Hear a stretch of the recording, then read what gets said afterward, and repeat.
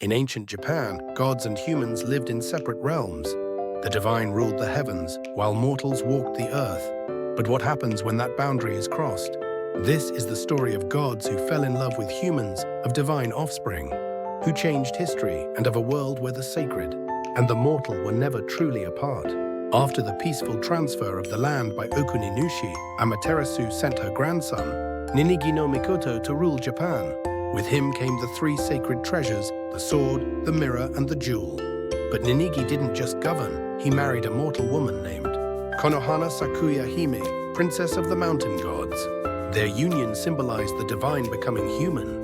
When Konohana became pregnant on the first night of their marriage, Ninigi doubted her faithfulness. To prove her loyalty, she locked herself in a burning hut and gave birth to 3 sons. One of them was Hori, who would go on to marry the sea, God's daughter, and become ancestor to Japan's first emperor. This divine human lineage birthed emperors. It brought war, love, betrayal, and peace. The gods were no longer distant forces. They lived among people, marrying, ruling, dying. Legends tell of warriors blessed by gods and shrines, built for those once born as mortals. Japan became a land shaped by this sacred fusion. The boundary between God and human was never solid. Japan's mythology shows a constant exchange, heaven shaping earth and humans, rising to divinity.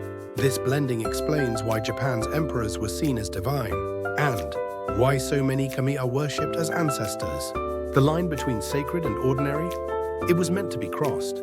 What if the divine still walks among us, disguised in ordinary faces? If gods became human once, who's to say they haven't again? If this story moved you, subscribe to Hope Reactor.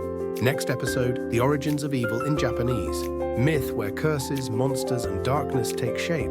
See you in episode 13, Yamata no Orochi and the Birth of Chaos.